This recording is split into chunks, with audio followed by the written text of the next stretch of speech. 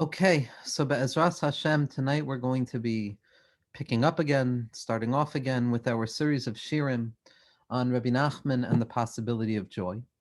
And we left off last with Rabbi Nachman's visit to Meron and the promise that there would come a time where there would be such a tzaddik who would be able to answer the question of Rabbi Shimon. When Rabbi Shimon screams out, Miron, who is it that has the chutzpah to be happy here? Who is it that has the spiritual courage and brazenness to be happy in spite of all things, to be happy in spite of the cries that emerge out of the later generations? Rabbi Nachman was able to answer with confidence, Aniron, I am the one who will be joyous. I am the one who will teach them how to be joyous, to teach them how to dance, even when dancing is not what they want to do. What we're going to be speaking about tonight, Be'ezer Hashem, is going to be a hagdama, a mazgeret hadvarim, a framing of the further conversations we'll have about the nature of happiness and how to be happy, and the practical eitzos and the practical insights and pieces of advice that Rabbi Nosson records from Rabbi Nachman and that Rabbi Nachman offered us about how to be happy in a world where happiness is difficult. Because like we said in the beginning of these shirim, the chiddush of Rabbi Nachman is not that he demanded joy. It's not that he demanded an abandonment of the mind to enter into a false sense of joy, but rather Rabbi Nachman cultivated a space of spiritual worship where we can find joy in spite of the fact that we live in a world that does not offer the recipe for joy. That's the chiddush of simcha. Because like we said in the name of the Maharal, that simcha is a chush of shleimus. Simcha emerges out of a sense of wholeness, where a person feels okay with where they are at that moment, where they feel that they are enough. As Chazal tell us in Pirkei Avos, Ezehu Ashir Hasameach Bechelko, that simcha itself is dependent upon a recognition that all I have is my own chelek, all I have is my part, which is the opposite of wholeness. But nevertheless, it's a simcha, it's a sense of wholeness, in spite of the fact that we live in a space of brokenness. That's the nakuda of simcha, that's the possibility of joy.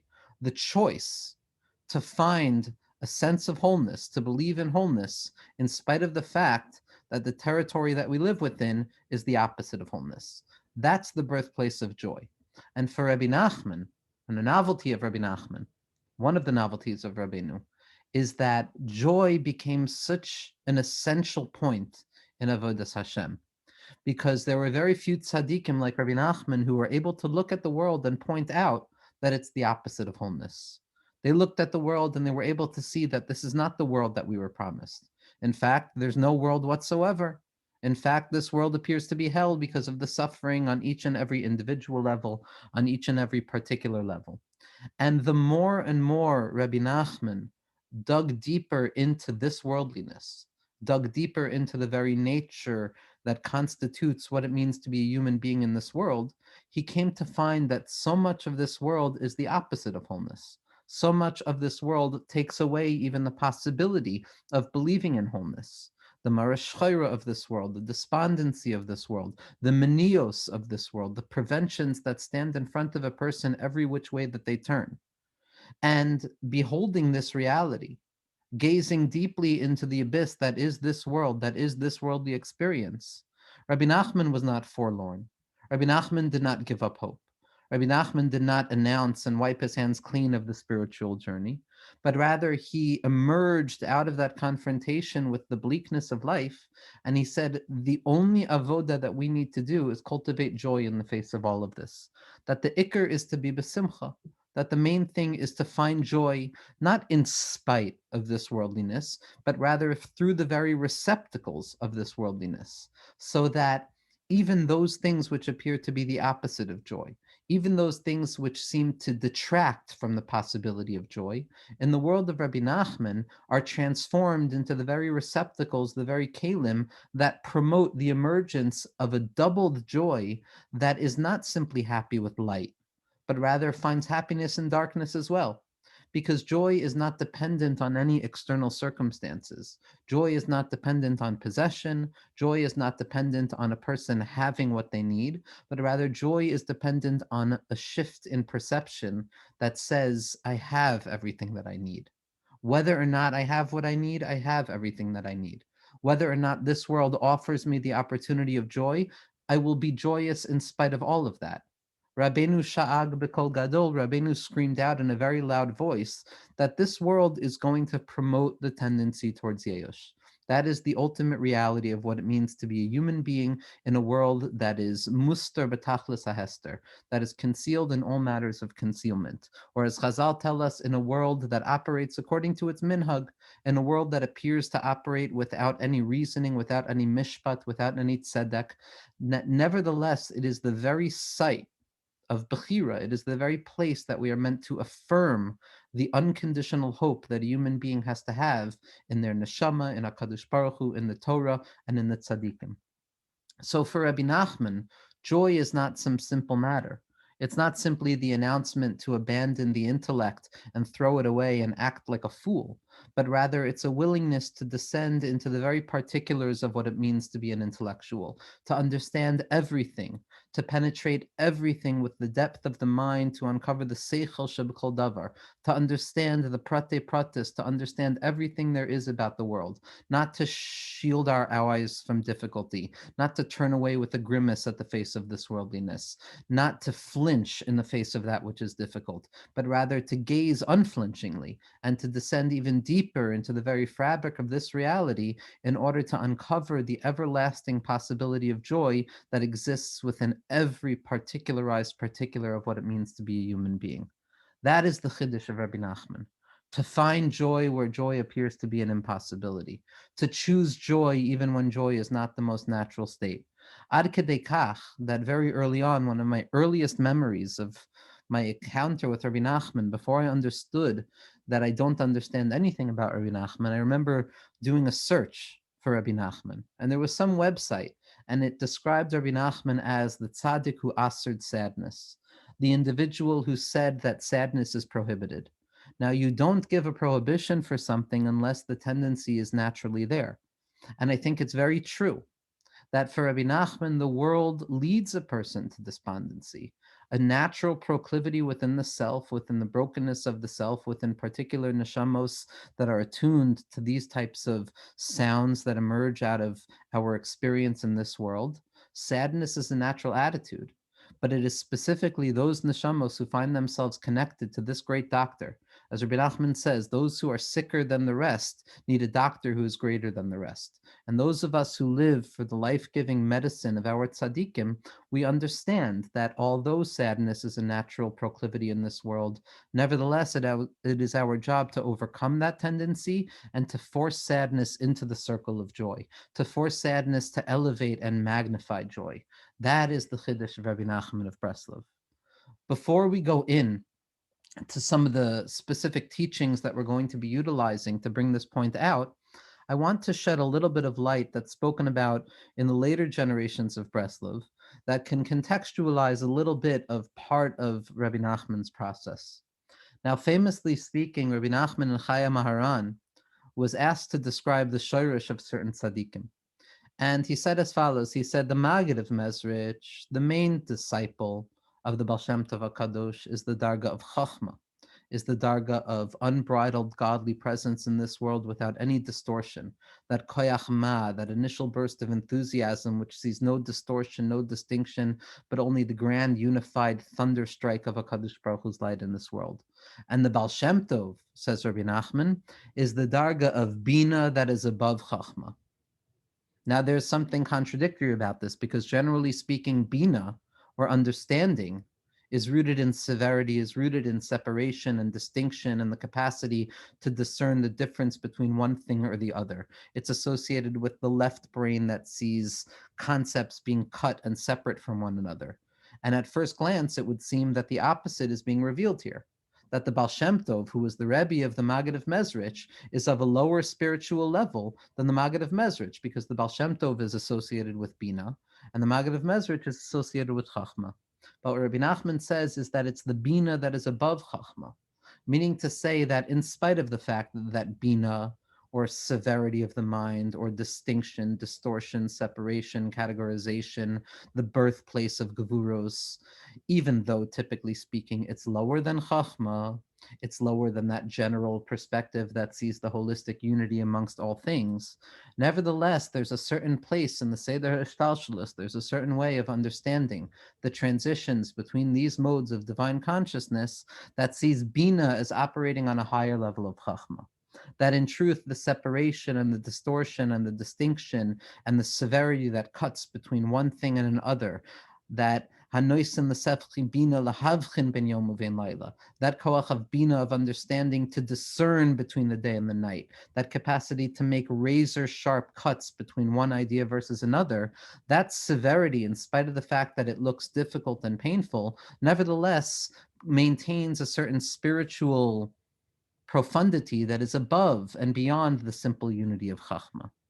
And just as Rabbi Nachman applied that level to the Baal Shem Tov, Rav Avram ben Rav Nachman, who was the son of Rav Nachman Tolchiner, who was a Talmud Mufak of Rabbi Nosson of Nimrov, who was the Talmud Mufak of Rabbi Nachman, writes in his Sefer Koich Ve'or, in the Chelik of Chachma and Bina, he goes to great lengths to show to us that Rabbi Nachman is mushrash in the Sira of Bina.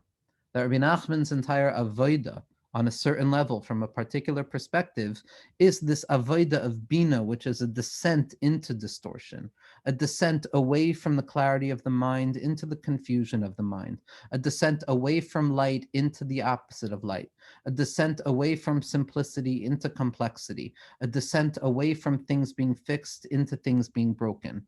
But it's not, God forbid, for the purpose of descending into the muck, but rather it's for the purpose of descending into the muck and the dirtiness of Bina in order to reveal a level that is higher, which is the level of Keser.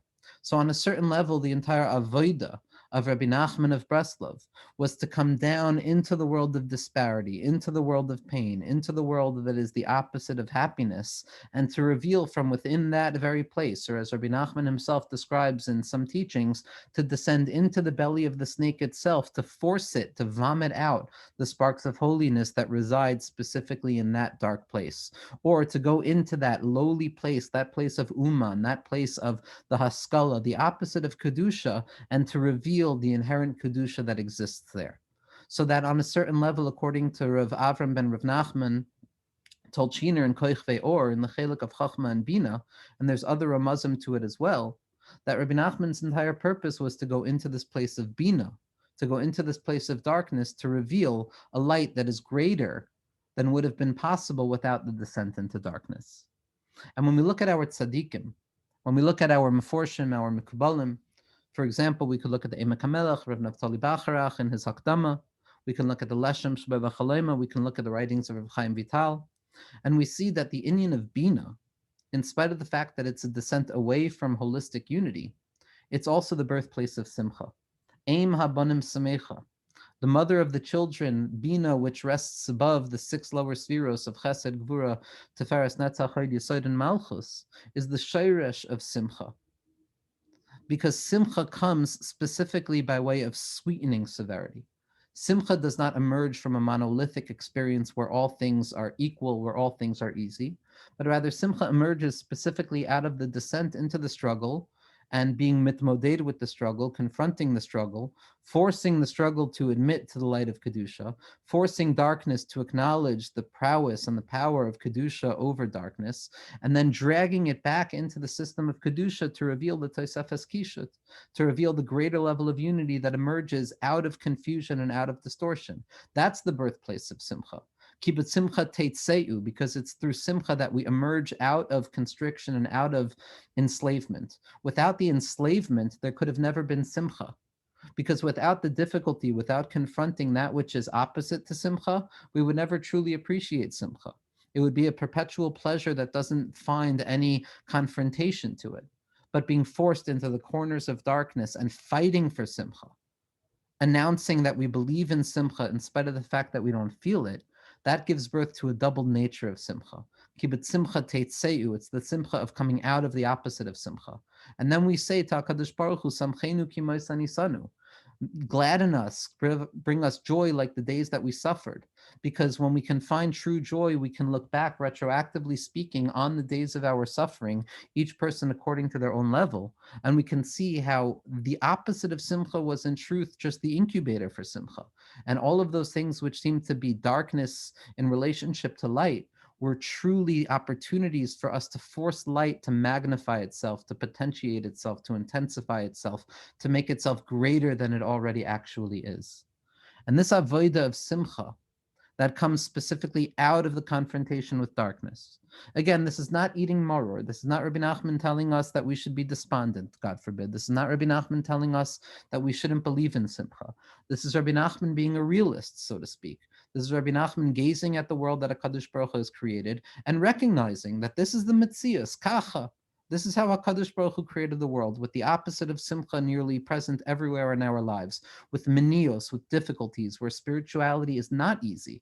Spirituality is difficult. The spiritual quest in one's life is the hardest thing a person is ever going to have to do. But it's hard because that's where the light comes out. It's hard because confronting the difficulties is not simply a way towards the light, but that's where the light is hidden. Moshe nigash ala arfel kishamhu elikim, as Rabbi Nachman teaches us, Moshe Rabbeinu enters into the darkness, the cloud of darkness and confusion, kishamhu elikim. Now, the typical understanding is that Moshe Rabbeinu descended into concealment for the sake of breaking through it and ultimately coming through on the other side to reveal a light that exists afterwards. But in truth, the way that Rabbeinu teaches us it is that Kisham hua Elokim. It's specifically within the Mania itself. It's specifically within the concealment, within that which is difficult in our lives, within those pockets of difficult energy, within those points of indecision that keep us stuck. It's specifically there that we encounter HaKadosh Baruch Hu, that Hashem hides himself in difficulty, because the difficulty is also HaKadosh Baruch Hu. That's what Rabbeinu was coming to teach us. That the goal is not to break through darkness and come to light. The goal is to recognize that darkness itself shines, because darkness is also an expression of HaKadosh Baruch Hu. And that's going to be the birthplace of Simcha. The Simcha that emerges not only when things are good, but specifically when things are not good, specifically when things are difficult. And halavai, the difficulties should be easy. The difficulties should not be a big deal. The difficulties should be simple in a person's life. But each and every person, according to Chazal, understand what difficulties are. On our own subjective reality, we all understand what it means to live in a world where joy is difficult, where joy is not a given. And that is the birthplace of our Avodas Hashem, to choose simcha, to force ourselves, to be koifef etzatzmenu, to compel ourselves towards simcha. And as we're going to see in future weeks, the different cognitive tools or active principles that Rabbi Nachman offers us in terms of compelling oneself to joy. Whether it's dancing, whether it's acting like a fool, whether it's pretending to be an animal, whether it's a sigh, whether it's a cry, whether it's talking to God, we're going to see all of those things. To utilize a makor that we've spoken about in the past, it's one of my favorite makoros. And we've spoken about this before, that towards the end of Rabbi Nachman's short but very long life, Rabbi Nachman decided that it was time to bypass teaching Torah. That Rabbi Nachman felt that speaking to the intellect or even the heart of the individuals of his Hasidim was not doing it. Rabbi Nachman felt on a certain level that he was not capable yet of conveying the message that he was trying to convey. And so Rabbi Nachman announces that Baderech hitchalti l'saper sipurim. I was on the path and I began to tell tales.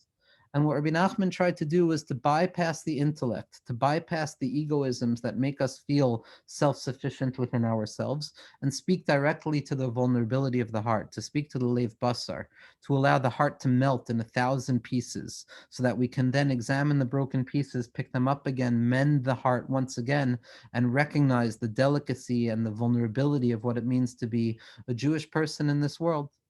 And in the last tale that Rabbi Nachman told, in the Maisa of the Sheva HaBatlarim, in the Maisa of the 7 beggars, Rabbi Nachman gives a remarkable introduction. Rabbi Nosson had brought the news to Rabbi Nachman. And this was one of the things that Rabbeinu started doing towards the end of his life. He asked to see the news very often. Ma chadashot, what's new? Because everything about Rabbeinu was his chadshus. Everything about Rabbi Nachman was renewing oneself at every moment, of encountering that standstill in one's life, the limit point in one's experience, where one feels that ich kenish zayin, I can't do this anymore. and to hit that limit, and then to make that renewed decision to start afresh, and then to hit the limit again, and then to start afresh again. As Rabbi Nachman writes in Sichos Haran, that there were times where I had to start tens of times throughout the day, hundreds of times throughout the day, because the ikr was the hischadshus. The ikr was not starting again. The ikr was the hischadshus, renewing myself and recognizing that I am not the person I was a moment before, and I will be a different person the moment after. That every moment of a person's life, every moment of a person's experience in this world is a standalone reality. And every opportunity offers itself to either be fixed or to be broken. Every opportunity offers itself to be a thought that draws me closer to HaKadosh Baruch Hu, that draws more infinite light down into this world, or God forbid the opposite, to be a decision that pushes the light of HaKadosh Baruch Hu out of this world. But every moment is its own existence. Every moment is its own reality. Every moment demands its own mode of hismoidus, of confrontation with it, of gazing into it. And every moment is afresh, and every moment is new. So Rabbi Nachman asked to see the news because he wanted to have that hisayrus, he wanted to have that awareness that things are changing on an ever-changing level. Rabbi Nassan came to Rabbi Nachman, and he began to speak about how everybody was sad, how everybody had a difficult time. Even the rich were struggling. Even those who succeeded, they struggle more than those who are lo yutzlachim. Rabbi Nachman says as follows before the introduction to the seven beggars' tale, the 13th tale of the Sipurei Maisios Mishanim Kanmonios, from those ancient tales that are so ancient that they're from the future. And Rabbi Nachman says as follows: I'm going to tell you how once upon a time people were joyous. I'm going to tell you how once upon a time people found joy in this world. And there's an addendum after, there's an editorial shift that Rav Avram ben Rav Nachman brings down, which says that that was not simply what Rabbi Nachman said. Rabbi Nachman didn't simply say, I'm going to tell you how once upon a time they were happy. Rabbi Nachman says, I'm going to tell you how once upon a time they found joy from within despondency. That was the Chiddush of Rabbi Nachman. That was the teachings of Rabbi Nachman. Not simply how to find joy, but how to find joy from within despondency itself. Not in spite of despondency, not a joy that negates despondency, but rather a joy that takes despondency and elevates it back into its rightful place in the dance of holiness, in the dance of Kedusha. Because in truth, there is no emotion. Sadness is usher, but despondency, marashchira, difficulty, being aware of how hard things are in this world, that's part of what it means to be a Jew. That's part of what it means to be a full person, like the Zohar Kadosh tells us, and the Balatanya brings it down, that every Jew has to live with an awareness of Bechia Takua Miliba Misitruda, Bechedva Takua Beliba Bisitruda, that each and every Jew has to have two chambers in their hearts. One chamber that has tears of marashchira and bitterness entrenched within it, and one chamber of the heart that is entrenched with laughter and joy, because the two are not opposite to one another. The two dance in unison. And Rabbi Nachman continues in his Maisa of the Sheva HaBatlarim, and he tells the tale of a king. He tells the tale of a king who decides that he wants to give over his kingship to his son in his lifetime. Now, what does it mean that the king wanted to give over his kingship to his son in his lifetime? As I've been zeicha to hear from the true Talmidei Chachamim and the Talmidim of the Tzaddik Rav Yitzchak Meir Morgenstern Shlita, what it means is as follows: B'derech Klal, a king only transfers his kingship after his death. And so too, on a practical level, HaKadosh Baruch Hu should only transfer power over to Bnei Yisrael in the absence of HaKadosh Baruch Hu. But in truth, what HaKadosh Baruch Hu wanted to offer us is the ability to be king even when HaKadosh Baruch Hu is king. To show HaKadosh Baruch Hu that our avodah is significant to God. To find the light of Olam Haba in Olam Hazeh. To live the life of a king even when the king is still alive. Even when HaKadosh Baruch Hu is abundantly present in our lives, even when we find ourselves Oyni on Olam Hazeh, our job is to find kingship even in the lifetime of the king, to preempt kingship, to draw down the light of La'asad Lavo into our minds in the present moment. As Rabbi Nachman teaches us so often, that in the future, tzadikim yoshvim ve'itroseihem biroseihem, that in the future that tzadikim will sit and their crowns will be within their heads.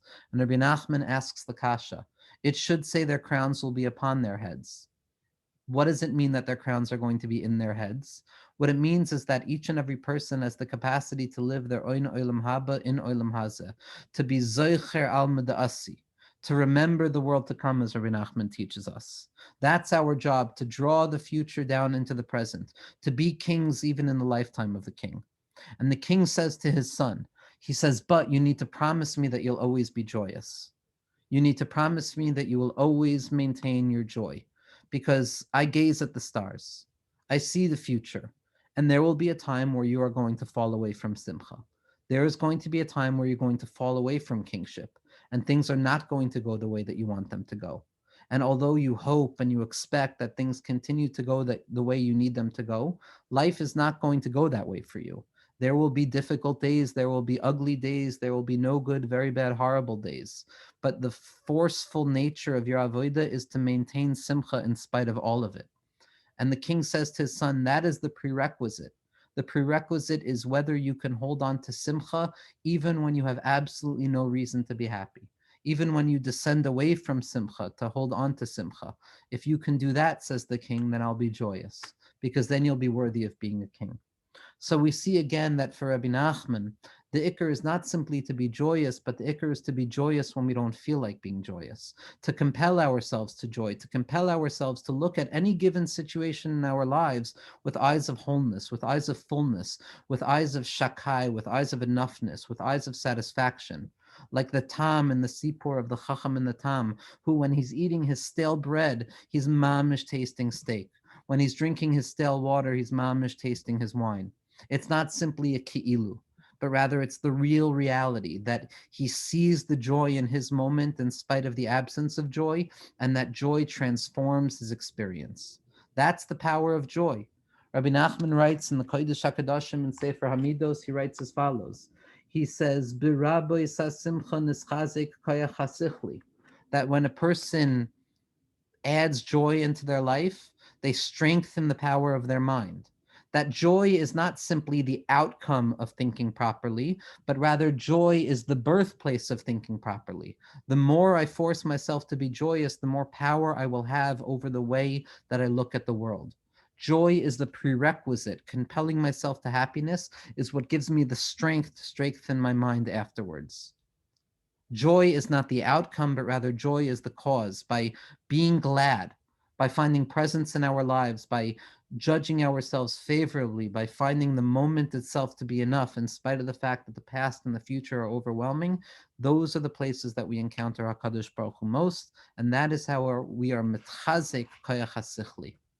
Rabbi Nachman says as follows, and this might be one of the most significant teachings that we can find from Rabbi Nachman when he discusses the nature of joy.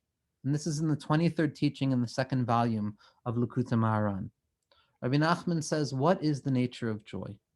What is the nature of what it means to be a joyous individual? And Rabbi Nachman says as follows, based on a metaphor. He says that generally speaking, when people are joyous, they find themselves awoken into dance. Dance is the movement above this worldliness, right? Reaching our feet ever so slightly above the ground, highlighting the fact that all we want to do is overcome the inertia and the gravitational pull that holds us down, and to elevate ourselves ever so slightly. That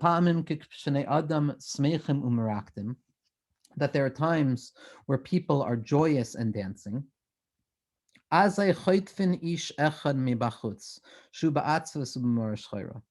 when the joy and the joyous dance takes place, they see one individual who's tzebrachin, who's broken, who doesn't want to dance, who has no reason to dance, who's standing aside.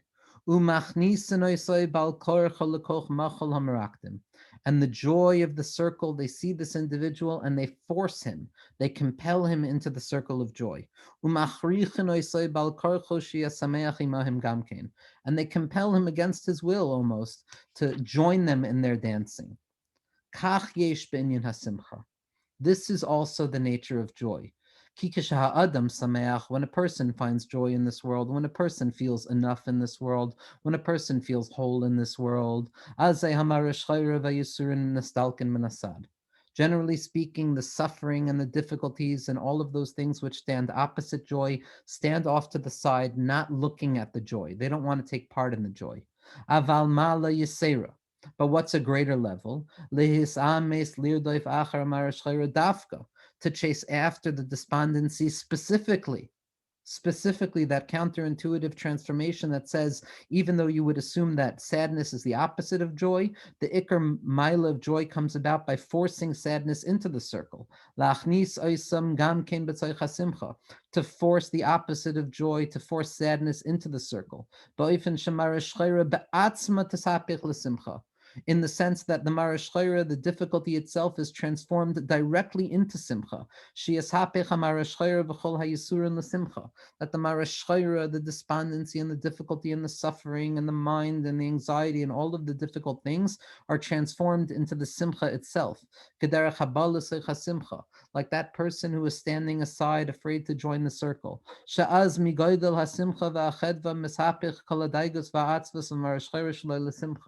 through the greatness of Simcha, it has the capacity to transform all of the worries and the suffering and the difficult into part and parcel of the Simcha itself, to the extent that it is Megadel the Simcha, that magnifies the Simcha, because now even sadness bespeaks Simcha.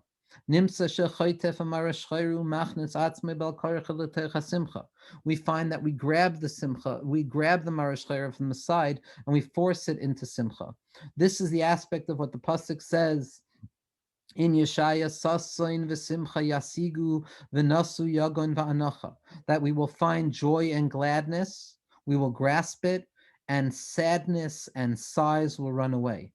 Shahayagon va'anacha borchinu nasin menasimcha, that sadness and sighs and despondency, generally speaking, they run away from joy.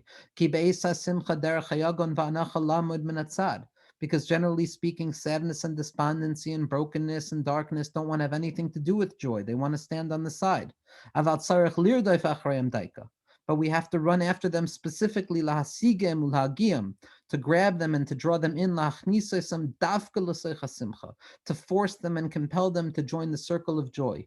And this is what the pasuk means, sasin v'simcha yasigu, that the sasan and the simcha that we have, the joy that we find in our lives, that quiet, modest joy that a Jew walks around with, dancing even when there's no music, joyous even when things are not happy, that it should grasp, it should be masig v'yitvesu asayagon va'anacha. It should grab hold of the sadness and the sighs and grab it and draw it into this world of simcha. Shehim nasim uborchen min simcha, that generally speaking they want to run away from simcha, but we have to be machnis oisem bal korchem l'seicha simcha. We have to force them against their will to join simcha. Ki yesh yagon va'anacha shema sitra achra, because there is sadness in the world. There are sighs in this world. There is despondency in this world that emerge from the opposite side, from the side that blots out Kedusha, from the side that says things are not enough, from the sides that say I am not enough, from the side that says this world is not enough and what I have is not enough. She'enam roitzim lios merkava la Kedusha. And that part of ourselves, that part of this world, does not want to be a chariot for the revelation of godliness in this world. Va'al keinhim borchen min simcha, and therefore they run away from kedusha, they run away from simcha. Al kein sarach la'achrichoisam l'soicha kedusha, and therefore it is our task to force them into kedusha. Daina simcha bal korcham, to compel darkness into light, to compel sadness to admit to the real reality of simcha. Because like we said, simcha is not dependent on anything external. Simcha is a mindset. Simcha is specifically when we descend into that part of this world that is the opposite of simcha, that marash chayra, that descent away from simcha, that sadness, that death, that difficulty, all of those things that go bump. It is our job to force them to be magdil the simcha, to magnify, to make the simcha even greater, to show that joy is so big that it doesn't need a reason. I can choose to be joyous today. In this moment, I can choose to see the world as if it is enough. I can daven to Hashem that my simcha should grab all of the reasons not to be joyous and force them to magnify joy itself. Rabbi Nassan of Nimirov has a remarkable, expansive teaching on this teaching from Rabbi Nachman, and it's in Likutei Halachos Even HaEzer, in Hilchos Pru Revu, Halacha Aleph, Siman Gimel. but just a small part of what we're going to be looking at from Rabbi Nassim, because Rabbi Nassim took this idea and reminds us that this is not simply an added benefit of joy, but rather this is the essential nature of joy. The essential nature of joy is to gaze despondency in the face, to look at all of the reasons in this world not to be joyous, and to say, I am going to be joyous in spite of all of this. Specifically here, I am going to reveal joy. Specifically in this lowest level, in that place of Bina, where it's a descent away from Chachma, into egoism, into self, into distortion. And it's specifically there that I'm going to be Megala, the Im Habanim Smecha, Ki Besimcha Teitzeu. And Rabbi Nassan writes as follows. A person always has to be besimcha and to strengthen themselves to the extent that they draw darkness and size into happiness itself. Because it is specifically through the opposite of happiness, through the baldavar, through the Yitzhahara, which draws despondency and sadness into our lives, it is specifically through that that we have the capacity of magnifying our joy, of being sameach ma'od, of being very joyous, because we can say to ourselves that even though I'm so far, even though I have no reason to be happy, even though I have absolutely no permission to be happy, nevertheless, someone as far as myself can find joy. I can choose to find joy. No matter what, I have the ability to close my eyes, say, HaKadosh Baruch Hu, I am boicher b'simcha in this moment. Someone as far as me, someone who has all of the reasons in the world to be sad. It's specifically there that the mitzvah of simcha emerges. It's specifically there that we transform the sadness into a great joy, which is the greatest unification imaginable, which is the level of keser, which is that place above darkness and light. And Rabbi Nassim continues a few pages down and he says as follows. He says that our job is to expand and enlarge in simcha, specifically through the difficulties of this world. That is why HaKadosh Baruch Hu created all of the worlds of concealment from the beginning to the end, so that we have the capacity of recognizing HaKadosh Baruch Hu's presence, specifically in this lowly world itself, in this world which seems to be the polar opposite of the possibility of joy. Shebeshvilenu nivra hakol, for us, each and every one of us has the demand to say to ourselves that I am the purpose for all of creation. That it is specifically for me in this lowly place that I need to try and find joy specifically out of the makomos harachokim, specifically out of darkness, specifically out of the polar opposite of joy.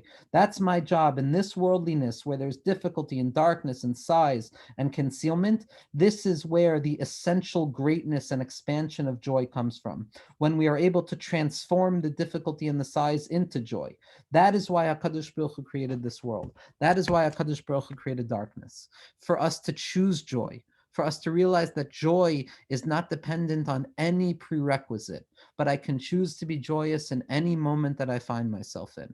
When a person understands that that was the demand of joy that Rabbi Nachman was demanding from us, it's specifically a joy that is not reasonable. It's not a joy that is natural. Rabbi Nachman is not saying, look at the world, it's so obvious to be joyous. Rabbi Nachman is saying, Chevra, look at the world. Look how obvious it is not to be joyous. And that is why you have to force yourself to be joyous. When we can understand that avodah of simcha, of pushing ourselves towards simcha, of acting as if we're happy, of compelling ourselves towards joy, we can begin to understand the infinite possibility of joy in our lives at every single moment, which is what Rabbi Nachman was trying to teach us. Be'ezras Hashem, what we're going to discuss next week is Rabbi Nachman's famous statement that it's milei de shtusa, acts of foolishness, abandonment of the mind, acting like an animal, acting like somebody who doesn't know left from right. We have to be willing to do that. We have to be willing to act like animals on the forest floor, screaming out without any seichel in order to find joy. Because for Rabbi Nachman, without joy, this world is a sinking pool. Without joy in this world, we're stuck. Without joy, we've already lost.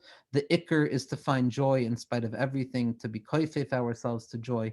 And Be'ezras Hashem, what we'll continue to do is learning the Eitzos Pshutos that Rabbi Nachman gives us insight into to try and find the light of happiness in this world. Be'ezras Hashem.